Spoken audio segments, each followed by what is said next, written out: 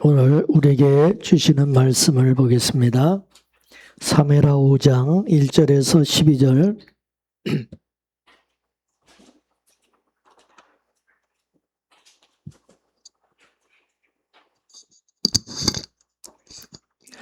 사무엘하 5장 1절에서 12절까지 교독하겠습니다. 이스라엘 모든 지파가 헤브론에 이르러 다윗에게 나와 말하여 가로되 보소서 우리는 왕의 권력이니이다.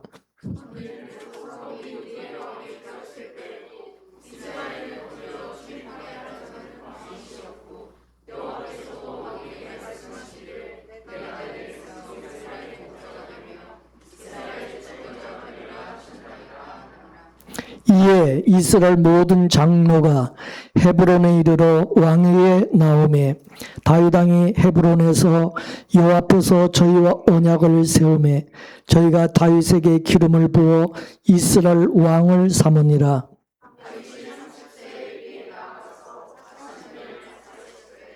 헤브론에서 7년 6개월 동안 유다를 다스렸고 예루살렘에서 33년 동안 온 이스라엘과 유다를 다스렸더라.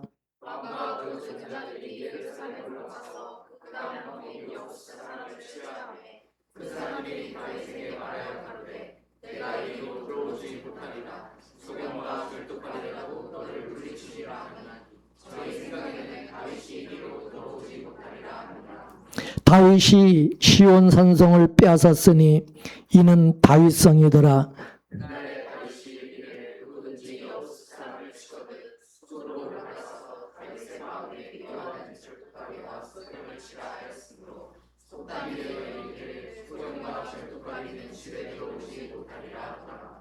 다윗이 그 산성에 거하여 다윗성이라 이름하고 밀로에서부터 안으로 성을 둘러 쌓으니라.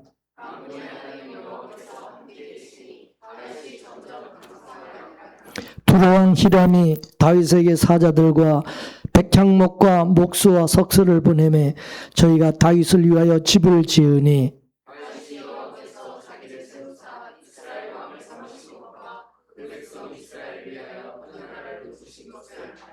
아멘. 다윗은 이스라엘의 왕이 된 이후에 승승장구하며 점점 강성하여져 가는 그런 축복의 가도를 달리게 되었어요. 오늘 본문 1절과 3절 말씀을 한번 볼까요? 시작. 온 이스라엘이 헤브론에 모여 다윗을 보고 가로되 우리는 왕의 권력이니이다. 전일 곧 사울이 왕이 되었을 때에도 이스라엘을 거느려 출입하게 한 자가 왕이시었고 왕의 하나님 여호와께서도 왕에게 말씀하시기를 내가 내 백성 이스라엘의 목자가 되며 내 백성이 이스라엘의 주권자가 되리라 하셨나이다 하니라. 이에 이스라엘 모든 장로가 헤브론에 이르러 왕에게 나오니 다윗이 헤브론에서 여호와 앞에서 저희와 언약을 세우매 저희가 다윗에게 기름을 부어 이스라엘 왕을 삼으니 여호와께서 사무엘로 전하신 말씀대로 되었더라. 아멘. 할렐루야. 사울왕이 길보아산에서 죽은 후에 다윗이야말로 이스라엘의 새 왕이 될 사람이라고 하는 점에 대해서는 모든 이스라엘 백성은 그야말로 이신전심이었습니다. 거기에 대해서 모두가 이의를 제기하는 자가 없습니다. 투표는 물론 여론조사 따위도 할 필요 없이 다윗의 등극은 모든 이스라엘 백성들에게 아주 자동적인 기정사실로 받아들여졌습니다.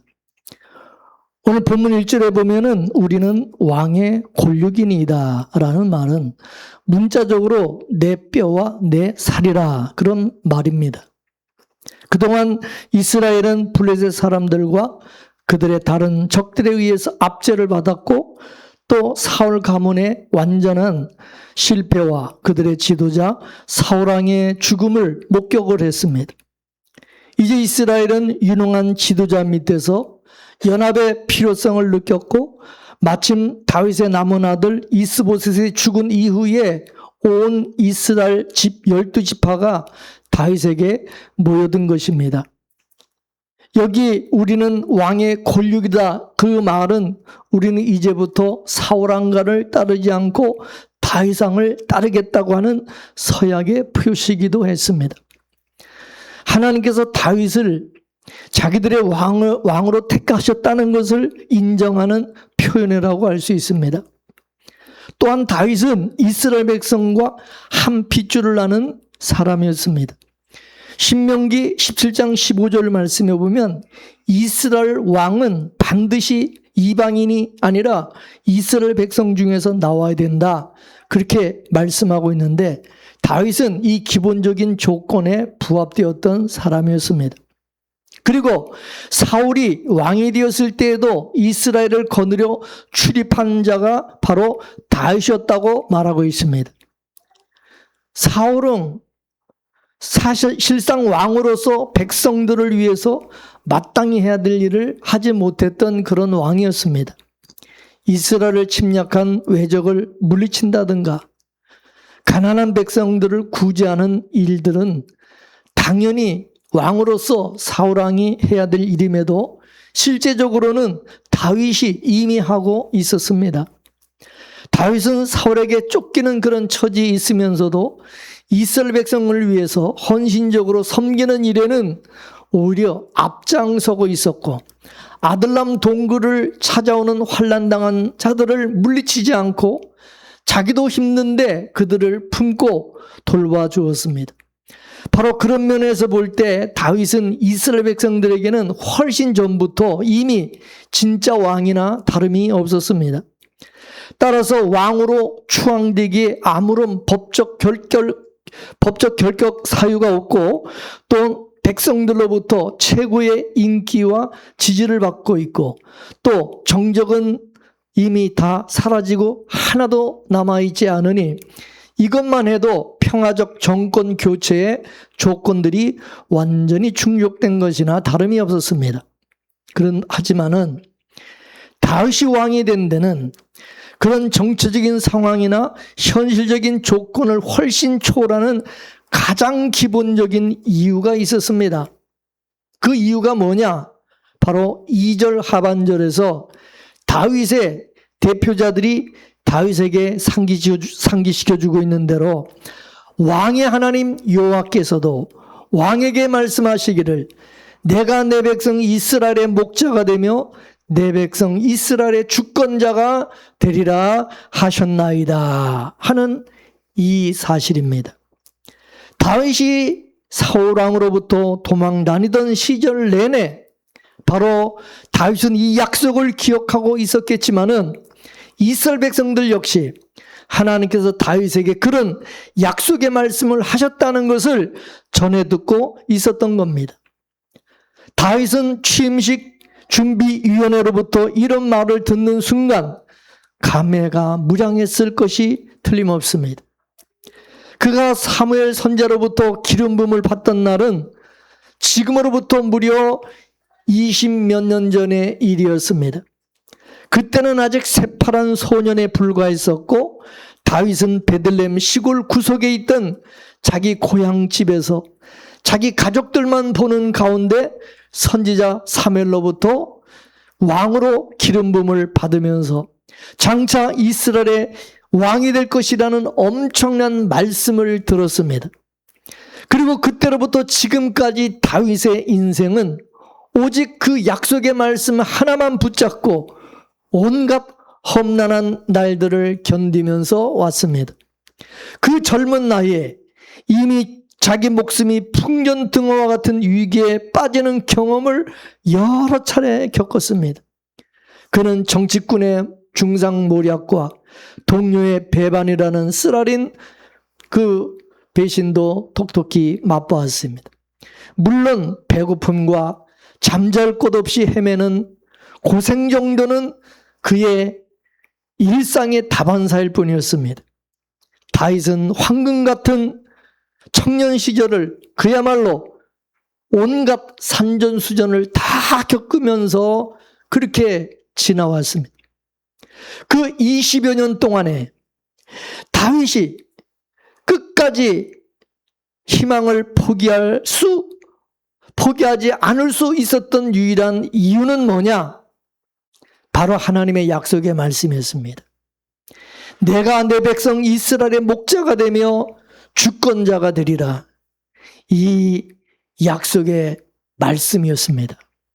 그처럼 말씀 하나만 붙잡고 그 수많은 날들을 끝까지 인내하며 견뎌낸 결과 이제 그 약속의 말씀이 그대로 성취가 되고 있는 겁니다.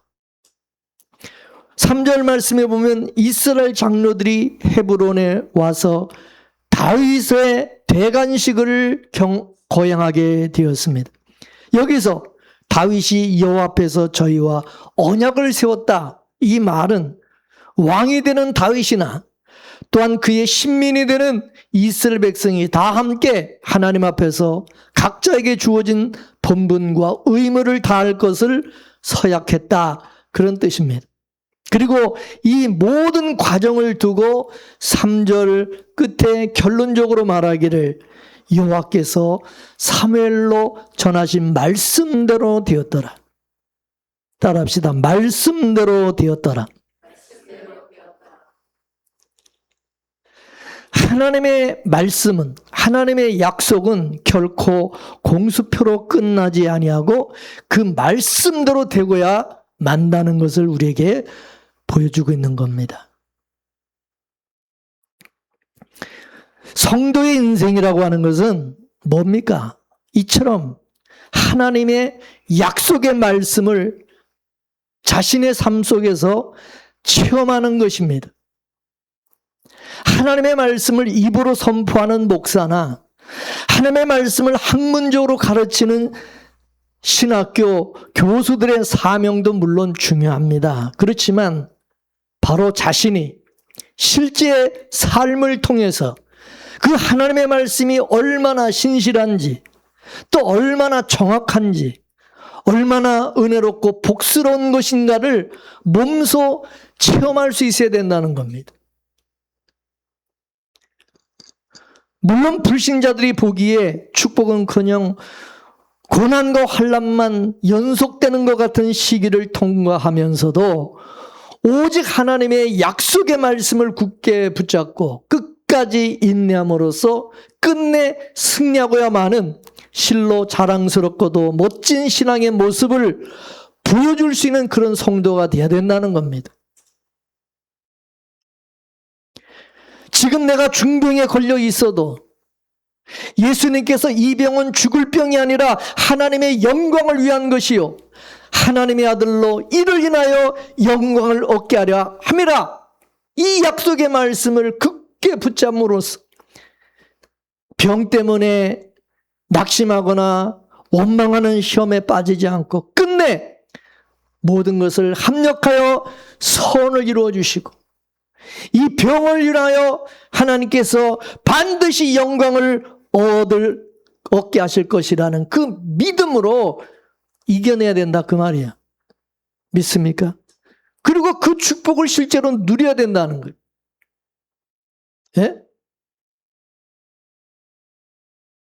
그냥 하나님의 말씀을 교회에서만 그냥 듣고 그냥 흘러버리는 말씀이 아니라 실제로 그 말씀이 내 삶 속에서 그게 실제로 성취되고 이루어지고 증거로 나타나는 그게 있어야 그게 성도다 그 말입니다. 맞습니까? 고난을 통과하는 중에도 오직 약속의 말씀을 붙잡고 끝까지 견뎌내게 하시는 것이 바로 하나님이 하시는 일인 거예요. 왜 하나님께서 저와 여러분에게 말씀을 주십니까? 그 말씀 붙들고 이기라는 거예요. 승리하라는 거예요. 세상 사람들이 보기에는 불운과 고생만 연이어지는 생을 살면서도 하나님의 약속의 말씀의 신실하심을 믿고 인내함으로써 욥의 모년의 복을 주사 처음 복보다 더하게 하신 그런 축복, 그런 축복이 바로 여러분들이 바로 맛보아야 될 축복이라고 봅니다. 다윗이 이스라엘의 왕이 된 이후에도 더욱더 태평성대의 축복을 구가할 수 있었던 이유, 그 이유는 바로 이것이었습니다. 본문 4절과 9절까지 말씀을 보겠습니다. 시작. 다윗이 온 이스라엘로 더불어 예루살렘 곧 여보스에 이르니 여보스 토인이 거기 거하였더라. 여보스 토인이 다윗에게 이르기를 내가 이리로 들어오지 못하리라 하나 다윗이 시온 산성을 빼앗았으니 이는 다윗성이더라. 다윗이 가로되 먼저 여보스 사람을 치는 자는 두목과 장관을 삼으리라 하였더니 수레의 아들 요압이 먼저 올라갔으므로 두목이 되었고 다윗이 그 산성에 거한 고로 무리가 다윗성이라 일컬었으며 다윗이 밀로에서부터 두루성을 쌓았고 그 남은 성은 요압이 중수하였더라. 만군의 여호와께서 함께 계시니 다윗이 점점 강성하여 갑니다. 할렐루야. 다윗의 집권 초반에 이루었던 가장 중요한 일은 뭐냐? 바로 예루살렘 성을 점령하고 그곳을 이스라엘의 수도로 만든 일이었습니다. 오늘 본문 4절에 보면 다윗이 온 이스라엘로 더불어 예루살렘 곧 여보스에 이르니 여보스 토인이 거기 거하였다고 했어요. 사사기 1장 8절 말씀에 보게 되면요, 이스라엘 백성들이 가나안을 정복할 당시에 유다 지파가 이 예루살렘 성을 일시 점령을 했어요. 근데 그 이후에 여부수족에 의해 다시 이 예루살렘 성을 빼앗겨 버렸어요. 이렇게 빼앗겨 버리고 난 이후 다윗 왕에 이르기까지 약 400년이라는 기간 동안에 이스라엘은 예루살렘을 탈환하지 못하고 있었습니다. 그래서 다윗이 이 성을 탈환하는 것이 이스라엘 왕국을 튼튼히 세우는 데 있어서 꼭 필요한 급선무라고 판단을 했습니다. 수도로서 전술적인 위치도 좋았지만 또한 이 예루살렘은 남쪽 유다 지파와 북쪽 지파들 사이에 위치해 있었고 정치적으로나 전략적으로나 아주 중요한 위치에 있었기 때문입니다. 다윗이 자기네 성을 공략해 온다는 그런 소식을 들은 이 여부수 거문들은 내가 이리로 들어오지 못하리라고 큰 소리를 쳤습니다. 예? 사무엘서도 보면 소경과 쩔뚝발이라도 너를 물리치리라 그러면서 다윗을 업신여겼습니다. 예루살렘 성은요, 고지대에 있습니다. 성지순례를 가보신 분들은 알지만은 산 위에 이 예루살렘이 있습니다. 그것도 주위에는요 골짜기가 되어 있기 때문에 지형적으로 예루살렘 이 성을 방어하기가 아주 유리했어요. 거기다 이 여부수 족속은 아주 작지만 강한 그런 민족이기 때문에 이스라엘 백성은 그처럼 가난 한 복판에 이방 민족이 가난 이 족속이 버젓이 자리 잡고 있음에도 그때까지 전혀 손을 못 쓰고 있었던 겁니다. 그러자 다윗은 먼저 이 여부수족을 치는 자는 두목과 장관을 삼으리라 선언을 했어요. 즉 이 예루살렘 성을 공략에 성공하는 자를 장차 이스라엘군의 총사령관으로 삼겠다. 그렇게 공언을 했어요. 자기의 부하들로 하여금 적극적으로 이 전투에 임하도록 한 겁니다. 그 결과 요압이 그 전투를 진두지휘하여 결국 여부수 사람들을 물리쳤고 여부수 사람을 치는 사람에게 두목과 장관을 삼겠다는 그 약속대로 요압을 두목으로 삼았습니다. 그리고 다윗은 그 산성을 다윗성이라고 이름하였고 이스라엘의 수도로 삼은 것입니다. 이어지는 8절에 보면 이 밀로가 나오는데 이 밀로는 예루살렘 바깥쪽에 있는 요새를 가리키는 말인데 다윗은 이곳을 보강함으로써 이스라엘 수비를 더 강화시켰습니다. 이처럼 다윗이 예루살렘을 새 수도로 세우게 됨으로써 이스라엘의 통치자로서의 그의 위상은 확고하고 더 굳혀지게 되었어요. 가난 한가운데 눈에 가시처럼 박혀있던 이 강력한 여부수 족속을 단숨에 물리쳤을 뿐만 아니라 군사적으로 정치적으로 더할 나위 없이 중요한 예루살렘을 이스라엘의 수도로 삼은 것입니다. 다윗은 온 백성의 인기와 지지를 한 몸에 받게 되었고 왕이 되었을 뿐만 아니라 국종 초기부터 실력 능력 있는 군주임을 보여주게 된 겁니다. 본문 10절 말씀을 또 읽어볼까요? 본문 10절입니다. 시작. 다윗에게 있는 용사 두목은 이러하니라. 이 사람들이 온 이스라엘로 더불어 다윗의 힘을 도와 나라를 얻게 하고 세워 왕을 삼았으니 이는 여호와께서 이스라엘에 이르신 말씀대로 함이었더라. 아멘. 10절부터 마지막 절까지는 다윗을 도왔던 수많은 용사들의 이름과 그들의 활약상을 기록하고 있는데 다윗이 아무리 뛰어난 사람이라 할지라도 혼자 나라를 세우고 왕이 될 수는 없습니다. 그를 도왔던 용감한 장수들과 협력자들의 도움이 있어야만 했습니다. 그런데 그들 중에 용맹하고 소문난 30명의 용사들과 무명의 사람들이 포함되어 있습니다. 다윗 왕궁이 굳건해지고 강성해질 수 있었던 건 바로 이런 협력자들의 도움이 있었기 때문이라는 거예요.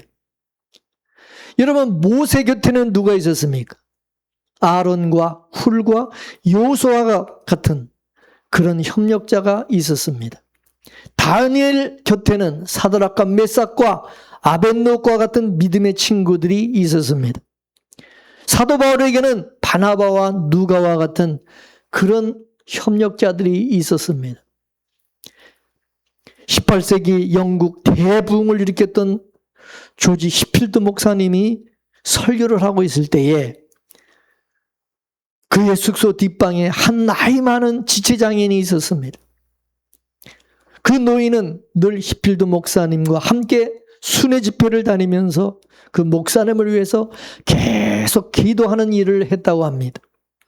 아무도 그 노인의 이름을 몰랐고 그 어떤 역사책에도 그 이름은 언급되어 있지 않습니다.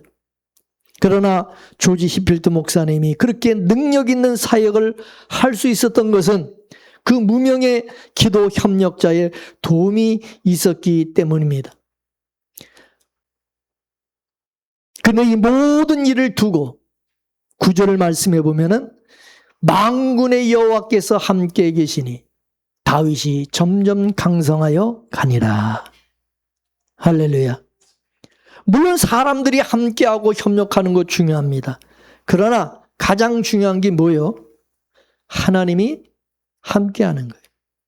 하나님이 함께하는 사람이 되는 거예요. 믿습니까?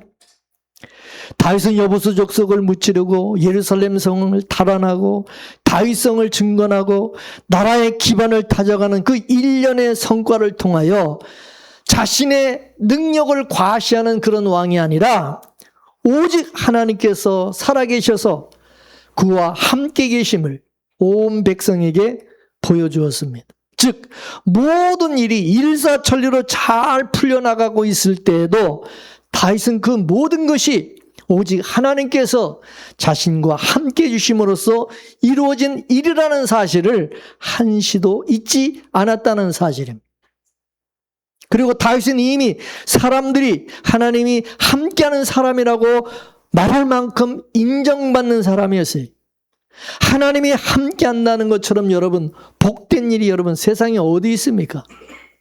또 반대로 하나님이 함께하지 않는 그런 사람이라는 말처럼 저주스럽고 비참한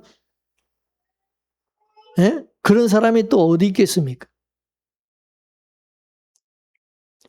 하나님께서 천사를 통해 직접 지어주신 예수님의 다른 이름이 뭡니까? 임마누엘.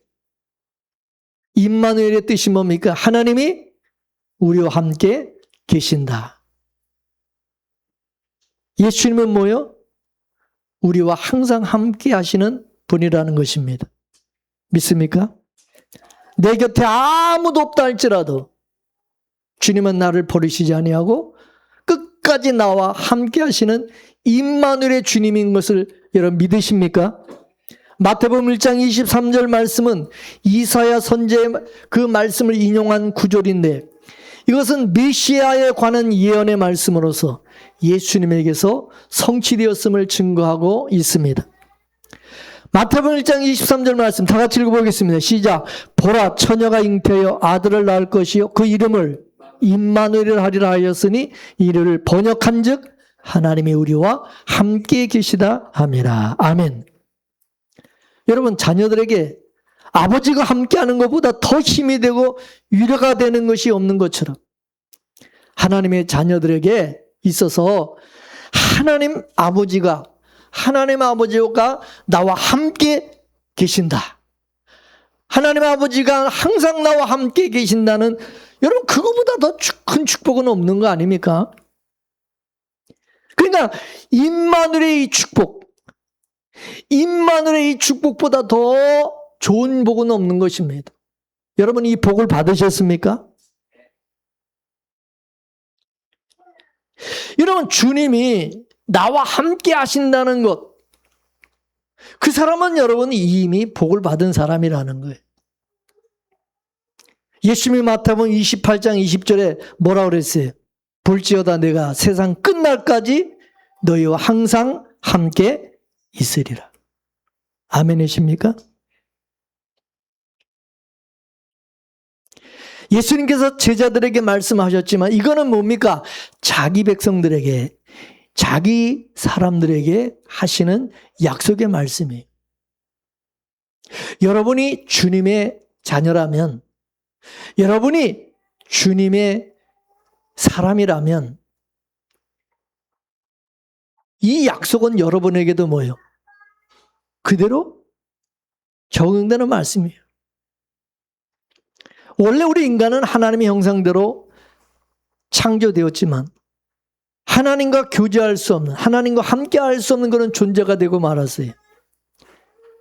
죄가 들어오면서 하나님과의 관계가 깨어져 버렸어요. 그리고 에덴 동산에서 쫓겨나 버렸어요. 죄 있는 인간은 이제 하나님을 가까이 하고 싶어도 갈 수 없는 상황에 놓였어요. 하나님께서 예루살렘 그 에덴 동산의 그 문을 천사들로 하여금 지키고 화영검으로 완전히 걸어 잠궈버렸어요. 막아버렸어요. 하나님과 함께 할 수 없는 것이죠. 근데 임마누엘 되시는 예수님께서 이 세상에 오심으로써 하나님이 인간과 함께 하시게 된 거예요. 요한복음 1장 14절 말씀을 보겠습니다. 시작. 말씀이 육신이 되어 우리 가운데 거하심에 우리가 그 영광을 보니 아버지의 독생자의 영광이요 은혜와 진리가 충만하더라. 할렐루야. 제자들은 예수님과 함께함으로써 놀라운 일들을 많이 경험하게 되었어요. 예수님은 하나님의 아내이시라면 할 수 없는 그런 일들을 행하셨어요. 가나 혼인잔치 집에 포도주가 떨어졌습니다. 결혼식 피로연에 포도주가 떨어졌다? 이거는 굉장히 당황스러운 일이었습니다. 그런데 예수님께서 그 현장에 계심으로써 물이 포도주가 되는 기적이 일어났어요. 이같이 예수님이 함께 하시고 우리가 그 예수님의 말씀에 순종하기만 한다면 우리 삶 속에서 경험할 수 없는 놀라운 일을 경험하게 된다는 것을 보여주는 거예요. 또 한 번은 예수님과 제자들이 배를 타고 갈릴리 바다를 건너고 있었습니다. 근데 갑자기 바람이 불어와서 배에까지 물이 차들어왔어요. 예수님께서는 너무 피곤하셔서 고물에 베개를 베고 주무시고 계셨죠. 제자들은 스스로의 힘으로 이 문제를 해결할 수 없게 되자 주무고 계시는 예수님을 깨웠어요. 선생님, 우리가 다 죽게 된 것을 왜 돌아보지 아니하시나이까?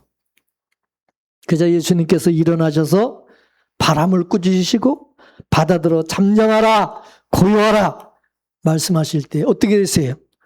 거센 바람이 싹 그치고 바다도 잔잔해졌어요.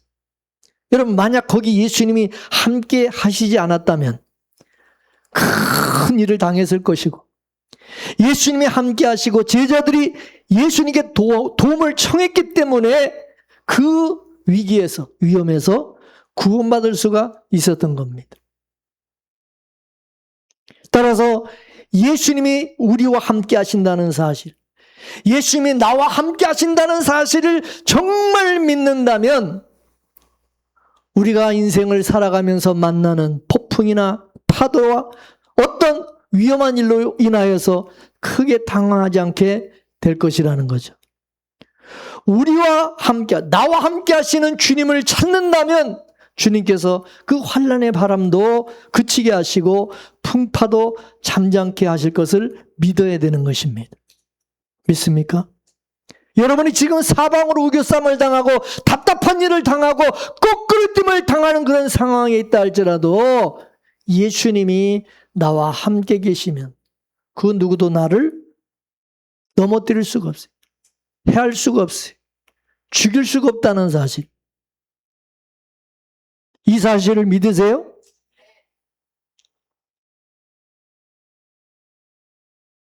예수님이 함께 하시고 예수님께서 말씀하시면 불가능한 일도 가능하게 된다는 사실을 믿어야 되는 것입니다.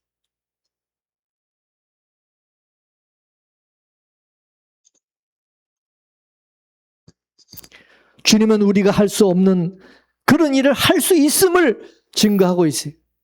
인간의 머리로 계산할 수 없는 일, 정말 인간의 손으로 우리가 어떻게 할 수 없는 그런 일도 주님께서 하시면 되는 거예요.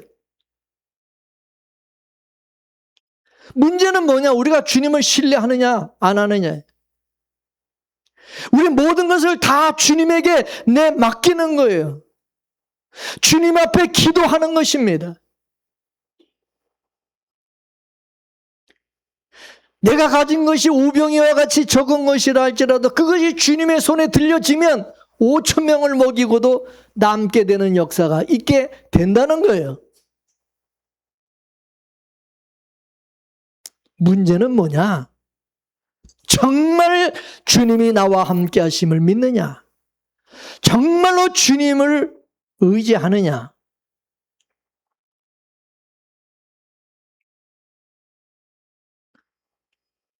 근데 성경에 보면 임마누엘 예수님께서 육신적으로는 제자를 떠나게 되겠지만은 예수님이 내가 또 다른 보혜사 성령을 너에게 보내주겠다 약속해 주셨어요. 그 성령님은 영원히 너희를 떠나지 않을 것이라고 약속했어요. 요한복음 14장 16절에서 18절까지 보겠습니다. 시작. 내가 아버지께 구하겠으니 그가 또 다른 보혜사를 너에게 주사 영원토록 너희와 함께 있게 하리니 그는 진리의 영이라 세상은 너희 그를 받지 못하나니 이는 그를 보지도 못하고 알지도 못함이라. 그러나 너희는 그를 아나니 그는 너희와 함께 거하시며 또 너희 속에 계시겠습니다. 내가 너희를 고와 같이 버려두지 아니하고 너희에게로 오리라. 할렐루야. 예수님이 이 세상에 오신 사건은 임마누엘의 사건이잖아요. 하나님이 육신을 입고 인간과 함께 하시기 위해서 오신 겁니다. 자기 백성과 함께 하게 온 것이 정확한 거죠. 그런데 거기서 한 걸음 더 나가서 성령께서 우리에게 오신 것은 영원히 우리와 함께 하시기 위해서 오신 거라는 겁니다. 성령님은 우리를 떠나지 않고 영원히 우리와 함께 하신다는 거예요. 믿으십니까?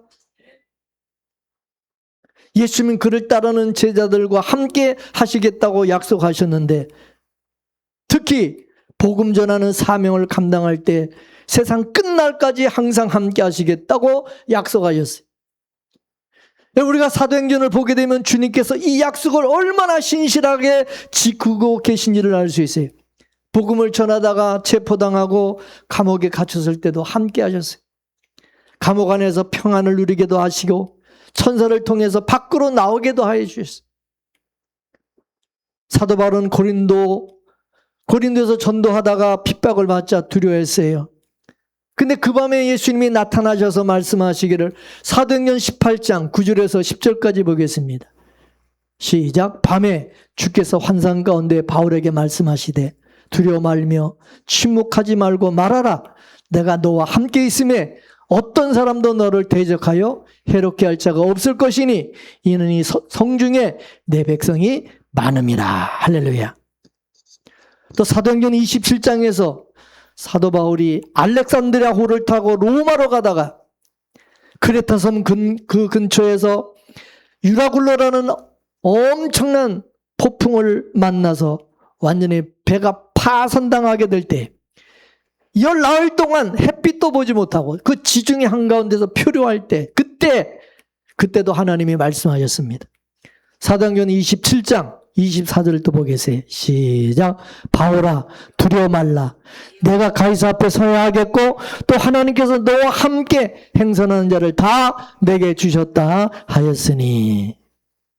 하나님 복음 전하는 사도 바울과 함께 하셔서 그를 폭풍 가운데 구원해 주실 뿐만 아니라 사도 바울과 함께 배를 타고 가던 276명의 그 생명도 안전하게 지켜주셨어요. 마찬가지로 우리 중에도 복음을 위해서 사는 사람, 주님을 위해서 살아가는 사람은 성령 하나님께서 함께 하심을 체험하며 살게 될 거라는 겁니다. 여러분은 지금까지 살아오면서 예수 믿으면서 여러분 주님이 성령이 나와 함께 하심을 여러분 경험하시고 체험하셨나요?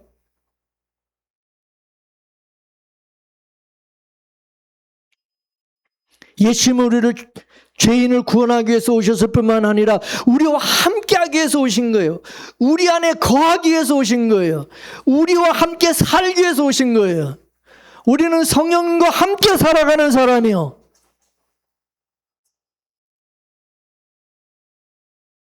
여러분 성령이 함께하는 그런 축복보다 더 큰 축복이 어디 있어요? 성령께서 나와 함께 살기 위해서 오셨어요. 근데 그 성령님을 여러분은 무시하고 찾지도 않고 성령님이 나와 함께 하시고 나와 함께 산다는 것까지도 그런 것도 의식하지도 않고 살아간다면 그 사람 믿음의 사람 아니지. 성령이 나와 함께 하심, 성령이 나와 함께 하심으로 사람으로서는 할 수 없는 일을, 내가 할 수 없는 일을 능히 하게 하실 것을 믿고 또 그걸 경험할 수 있게 돼야 돼. 경험하게 된다. 경험해야 된다. 우리가 요셉을 하나님께 큰 축복을 받은 사람이라고 평가를 하죠. 아마 대부분은 그가 애굽의 총리가 되어서 그가 누렸던 삶 때문에 그렇게 평가할 것입니다. 그러나 요셉이 그런 삶을 살 수 있었던 이유, 그 이유에 대해서 성경은 반복해서 말씀하는 것이 있습니다. 뭡니까? 창세기 39장 2절에서 3절 보겠습니다. 시작. 여호와께서 요셉과 함께 하심으로 그가 형통한 자가 되어 그의 주인 애굽 사람의 집에 있으니 그의 주인이 여호와께서 그와 함께 하심을 보며 또 여호와께서 그의 범사에 형통케 하심을 보았더라. 예? 39장 21절 또 보겠습니다. 시작. 여호와께서 요셉과 함께 하시고 그에게 인자를 더하사 간수장에게 은혜를 받게 하시매. 아멘. 또 23절 시작. 간수장은 그의 손에 맡긴 것을 무엇이든지 살펴보지 아니하였으니 이는 여호와께서 요셉과 함께 하심이라. 여호와께서 그를 범사에 형통케 하셨더라. 할렐루야. 요셉이 보디발 장군 집에서 종살이를 하고 있었지만 종살이 하는 가운데서도 하나님이 함께 하심으로 형통한 자가 되게 하셨어요. 또 보디발 장군의 아내의 유혹을 뿌리침으로 인해서 모함을 받아서 감옥에 갇혔지만은 또 여호와께서 함께 하심으로 간수장에게 은혜를 받게 하시고 요셉이 감옥에서도 또 형통한 자가 되게 해주셨어. 마침내 애굽의 총리가 되게 하셨다는 거예요. 어떻게? 하나님이 함께 하심으로. 하나님이 함께하는 자가 되었기 때문에. 그러면 이 복이 요셉에게만 있었던 것은 아니라는 거죠. 요셉의 조상이었던 선조였던 아브라함과 이삭과 야곱도 똑같이 경험했던 복이라는 거예요. 먼저 아브라함을 보면은 아브라함이 사라와 함께 그랄에 머물러 있을 때 그랄 왕 아비멜렉이 사라가 아브라함의 아내인 줄을 모르고 데려가 버렸어요. 사실은 아브라함이 자기 목숨을 보호하기 위해서 자기 아내 사라를 누이라고 속였기 때문입니다. 그런데 그 밤에 하나님께서 아비멜렉의 꿈에 나타나셔서 사라를 보호해 주셨어요. 이로 놀란 아비멜렉은 사라를 아브라함에게 다시 돌려보냈어요. 그러면서 하는 얘기가 창세기 21장 22절 말씀입니다. 시작. 그때 아비멜렉과 그 군대 장관 비골이 아브라함에게 말하여 이르되 내가 무슨 일을 하든지 하나님이 너와 함께 계시도다. 이방의 왕이 하나님이 아브라함과 함께 하신다는 사실을 인정을 했다 이거예요. 알고 있었다 이것입니다. 알게 되었다 그 말입니다. 그러면 아브라함의 아들 이삭은 어떻습니까? 이삭도 마찬가지. 창세기 26장에서 보면 이삭이 그랄 땅에 가서 농사를 지었는데 하나님이 복을 주심으로 창대하고 왕성하여 거부가 되자 블레셋 왕 아비멜렉이 와서 하는 얘기가 네가 우리보다 강성한지 우리를 떠나라. 쫓아버렸어요. 추방해버렸어요. 그리고 나중에는 이삭과 화친을 맺으러 와가지고 하는 얘기가 뭐라고 그러냐. 여호와께서 너와 함께 계심을 우리가 분명히 보았다고 말을 했어요. 즉 하나님이 이삭과 함께 하셨기 때문에 이삭이 강성해지고 거부가 되었다는 것을 인정한 말인 것입니다. 따라서 우리가 강성해지는 것은 여러분 환경의 문제가 아니라는 거예요. 그랄 땅이든 애굽 땅이든 감옥이든 광야든 어디든 하나님께서 함께 하시느냐 함께 하지 않느냐의 문제라는 거예요. 믿습니까?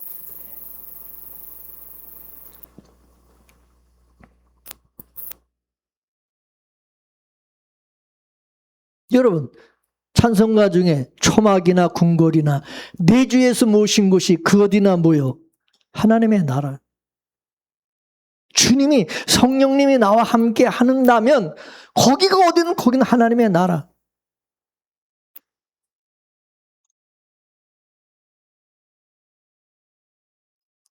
여러분의 일터에 여러분이 성령이 함께 하시는 여러분이 여러분이 다니는 그 직장에 함께 한다면 여러분 거기가 하나님이 함께 하심으로 형통케 되는 역사가 있게 된다는 거고 강성해지게 된다는 것이고 야곱도 마찬가지예요. 야곱은 자기 형과의 갈등을 피해서 외삼촌 라반에 있는 밧단 아람으로 도망을 가는데 고향을 떠나 잠시 피곤을 잊기에 여정 중에 돌을 베개 삼고 잠이 들었어요. 근데 꿈에 하나님이 나타나셔서 야곱에게 뭐라고 합니까? 자, 창세기 28장 15절 시작. 내가 너와 함께 있어 네가 어디로 가든지 너를 지키며 너를 이끌어 이 땅으로 돌아오게 할지라 내가 내게 허락한 것을 다 이루기까지 너를 떠나지 아니하리라. 진짜 대박이죠. 대박. 이런 축복이 어디 있습니까? 자기 할아버지와 아버지에게 하나님이 약속하신 말씀을 똑같이 야곱도 들은 거예요. 이처럼 아브라함과 이삭과 야곱과 요셉은 하나님이 함께 하심을 경험한 것입니다. 하나님은 가장 필요한 순간, 가장 필요한 것으로 그들을 돌봐주시고 채워주셨습니다. 이 축복이야말로 우리가 정말 바라고 소원하고 구해야 될 복이 아닙니까? 우리가 정말 믿어야 될 복이 이거다. 임마누엘의 축복. 역대 1장 1절 말씀을 또 보겠습니다. 역대 1장이지 시작. 다윗의 아들 솔로몬의 왕위가 경과하여 가며 그의 하나님 여호와께서 그와 함께하사 심히 창대하게 하시니라. 솔로몬 왕이 창대해진 것도 뭐예요? 하나님이 함께 하셨기 때문이라고. 하나님이 함께 하셨기. 오늘 다윗과 솔로몬은 하나님이 함께 하심으로 그의 나라가 그리고 그가 점점 창백해 되었다는 놀라운 사실을 말씀해 주고 있습니다. 그렇다면 여러분, 그렇다면 그 다윗과 솔로몬과 함께 하신 하나님께서 지금 성령으로 저와 여러분과 함께 하신다는 사실을 믿으십니까? 정말 믿으세요? 그렇다면 여러분, 염려할 게 있어요, 없어요? 불안할 게 있어요, 없어요? 우리는 이 시대에 참으로 복받은 자라는 사실을 인정하십니까? 여러분, 성령이 나와 함께 하시고 나와 함께 살아가고 있다. 그럼 끝난 거 아니에요? 뭘 더 바래? 뭐가 진짜 복입니까? 여러분이 바라는 복은 뭡니까? 다윗이 예루살렘에서 33년 동안 온 이스라엘과 유다를 다스렸어요. 그가 집권할 당시에 다윗이 점점 강성해져 갔다고 했는데 그 이유는 뭐냐? 다윗의 어떤 능력과 지혜가 아니라 만군의 여호와께서 다윗과 함께 계셨기 때문에 가능한 일이었다. 이걸 성경은 우리에게 증거하고 있는 거예요. 그렇다면 우리도 하나님께서 다윗과 함께 하심으로 점점 강성해져 간 이 은혜를 우리도 믿음으로 바라고 기대하는 그런 사람들이 돼야 할 줄로 믿습니다. 할렐루야. 하나님께서 함께 하시면 능치 못할 일이 없다고 말씀했어요. 그러나 반대로 사울왕이 망한 이유는 뭐냐? 하나님께서 사울을 버리시고 사울을 떠났기 때문이에요. 악신이 그를 사로잡고 성령이 떠나고 악신이 그를 사로잡으니까 완전히 망조가 된 거예요. 그 가문이 다 그래서 몰락하고 만 거예요. 이처럼 성령 하나님께서 나와 함께 하시느냐 안 하느냐, 이게 여러분의 인생의 승패를 좌우한다. 믿으십니까? 오늘 여러분, 내가 중요한 말씀을 여러분에게 드리는 거야.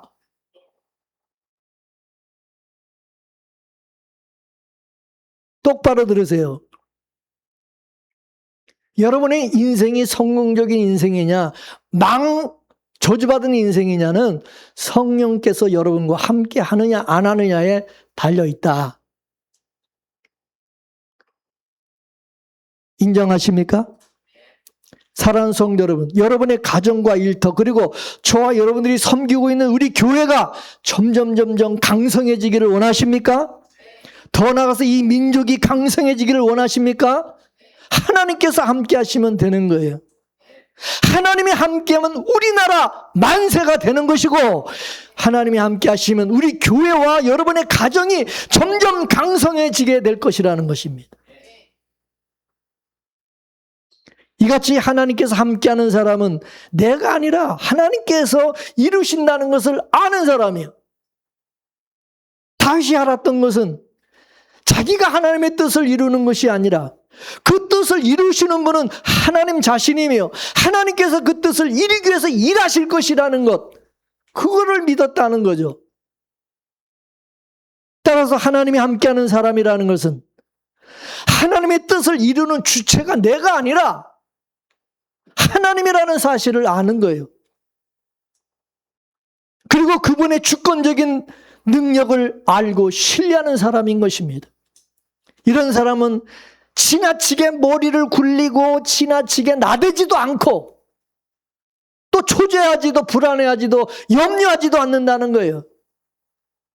그는 하나님이 함께 하심을 믿고 잠잠히 기다릴 줄을 안다는 것이고 주님이 주시는 평안을 누린다는 것입니다. 그리고 하나님이 함께하는 복을 받은 사람은 모든 영광을 또한 하나님께 돌린다는 것입니다. 하나님께서 아무런 목적도 없이 함께하는 것이 아닙니다. 하나님이 그 사람을 통해서 하나님의 뜻을 이루시고 영광을 받으시기 위해서 함께하는 거예요. 믿습니까? 여러분 사무엘하 23장 5절 말씀에 보면 다윗이 훗날 자기의 과거를 돌이켜보면서 말하기를 뭐라고 그러냐.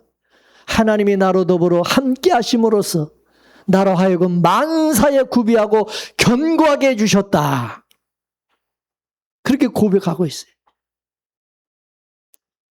다윗이 왕이 된 후에 그야말로 만사가 형통하여 갈 때도 그 모든 것을 두고 오직 이는 하나님의 도우심이었다. 하나님이 나와 함께 하심으로 되어진 일이다. 그렇게 고백하며 전적으로 하나님께 영광을 돌렸던 것입니다. 고난 중에 오직 하나님만을 의지하는 것도 쉽지 않지만은 내가 잘 나가고 형통할 때도 성공할 때도 그 모든 공로와 영광을 하나님께 돌리는 것 역시 이게 쉬운 일이 아닙니다. 오히려 어려울 때는 하나님의 이름을 부르다가 좀 숨통이 트이고 살만하고 잘 나가면 교만하기 쉬운 것이 보통이에요. 하지만 성도는 자신의 생의 모든 일들이 잘 풀려나갈 때도 오직 하나님께만 모든 영광을 돌릴 수 있어야 된다는 겁니다. 고난의 시기를 잘 통과하여 축복의 시대를 맞이하게 되었을 때에 거기서 그만 자화자찬하면서 교만에 빠지면 모든 것이 또 숲으로 돌아가는 실패를 당하게 된다는 것을 기억해야 돼요. 따라서 만사 형통할 때일수록 더욱더 이제까지 지금까지 지내온 것 주의 크신 은혜라고 영광을 하나님께만 돌림으로써 그 앞에 예비되어 있는 더 큰 축복의 전성기를 누려야 되는 겁니다.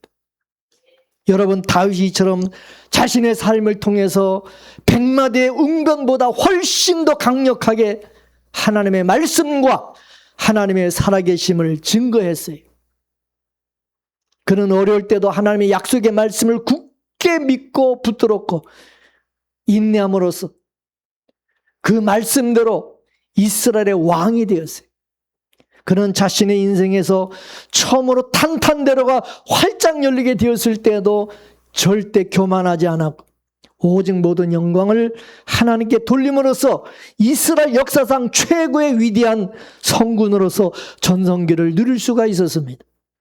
이처럼 신앙의 큰 인물이 되는 데는 고난을 통한 연단의 과정이라는 것은 필수적이에요. 그리고 나중 축복이 이전 축복보다 더 크고 그리고 더 큰 인물이 되고 형통할 때 하나님께만 모든 영광을 돌리는 것이 이게 필수인 것입니다.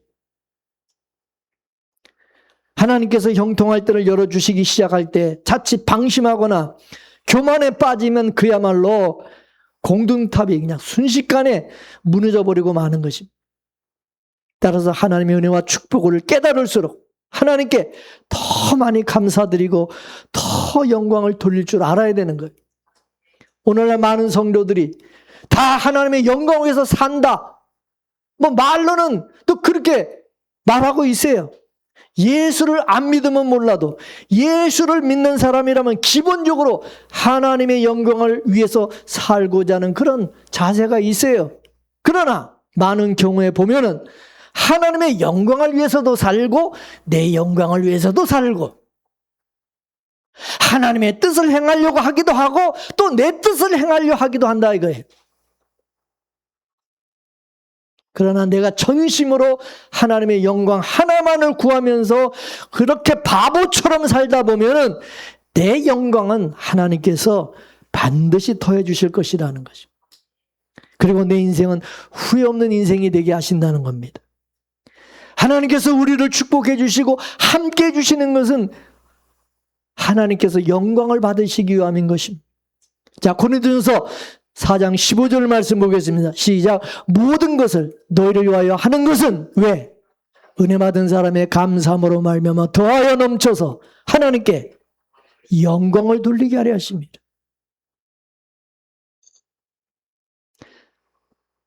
그래서 사도 바울은 고린도전서 10장 31절 뭐라 했어요? 너희가 먹든지 마시든지 무엇을 하든지 다 하나님의 영광을 위해서 하라는 것입니다. 여러분이 잘 먹고 잘 살게 되었을 때도 무슨 일이든지 다 잘되고 형통할 때도 하나님의 영광을 돌리라. 하나님의 영광. 하나님의 은혜라는 것을 알아야 돼. 하나님이 나와 함께 하심이 때문이라는 걸 알아야 된다. 이게. 따라서 우리가 이 세상에 살아가는 동안 내가 정말 재벌이 되고 박사가 되고 유명한 사람이 되는 그런 복보다 가장 귀한 것은 뭐냐? 나 자신이 하나님께 영광을 돌리는 복을 받아야 된다는 것입니다. 그러므로 우리가 기도할 때 우리 모든 것을 하나님께 영광을 돌리는 도구로 사용되게 해달라고 기도해야 되는 것입니다. 역대상 29장 10절에서 11절 말씀을 보겠습니다. 시작.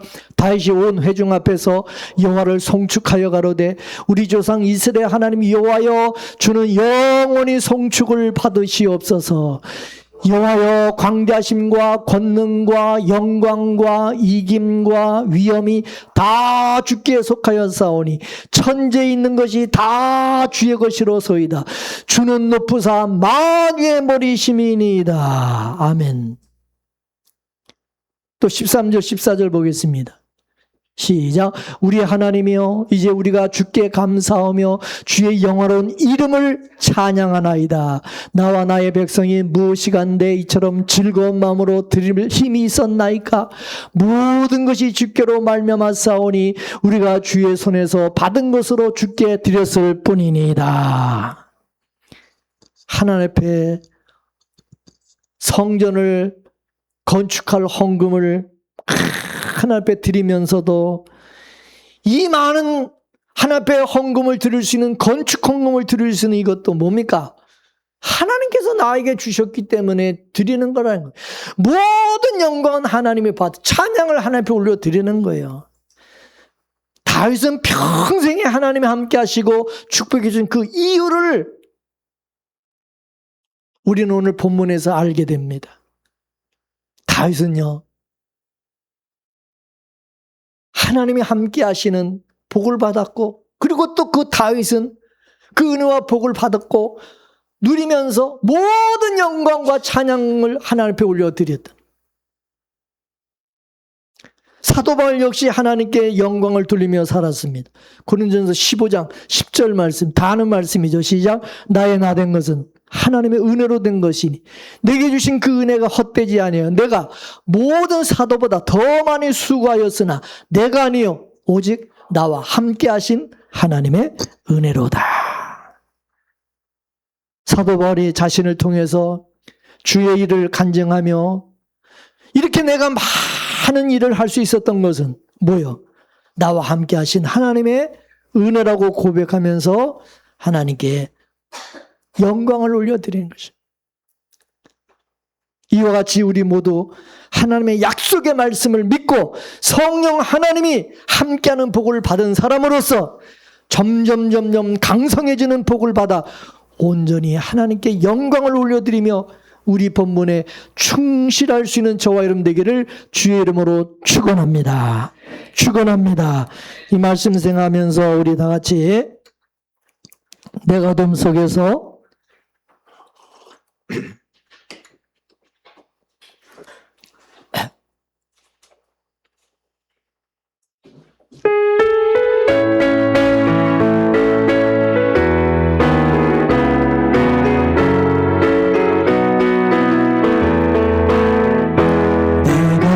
어둠 속에서 헤맬 때에도 주님은 함께 계셔. 내가 시험 당하여 괴로울 때도 주님은 함께 계셔. 기뻐 찬양하며 할렐루야 할렐루야 할렐루야 우리 모두 찬양 할렐루야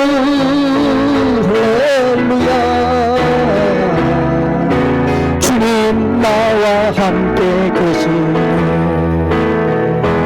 내가 은밀한 곳에서 기도할 때도 주님은 함께 계셔.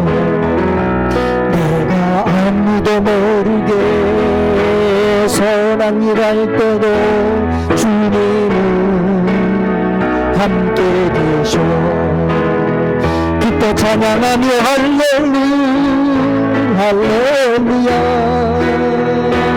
할렐루야 할렐루야.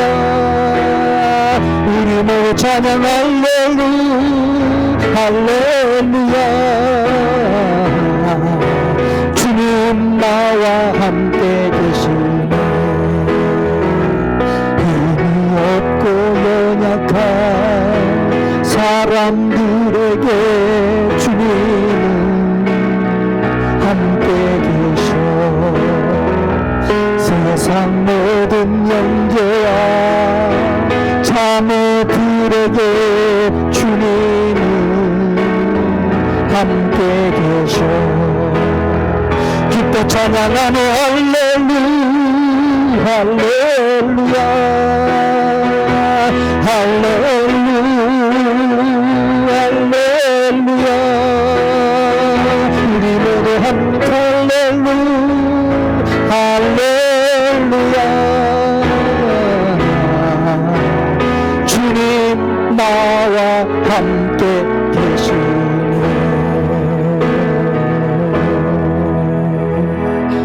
아멘. 기도하겠습니다. 하나님,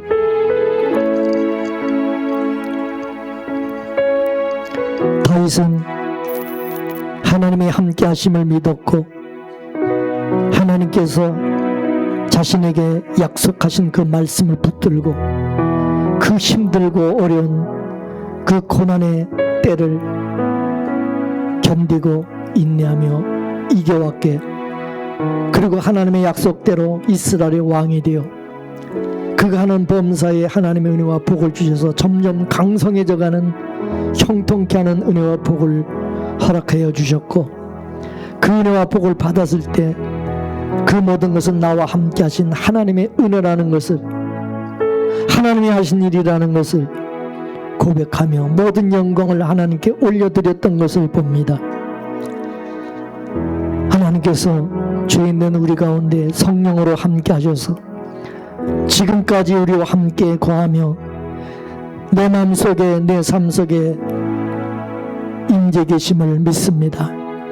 이런 은혜와 복을 우리에게 주신 것을 알지도 못하고 헛된 것을 바라고 헛된 것을 추구하고 세상에 썩어질 그런 복을 추구하며 쫓아 살았던 저희들을 불쌍히 여겨주시고 오늘 우리에게 주신 하나님의 복이 얼마나 크고 놀라운 것인가를 다시 한번 말씀을 통하여 깨닫게 해주시니 감사합니다.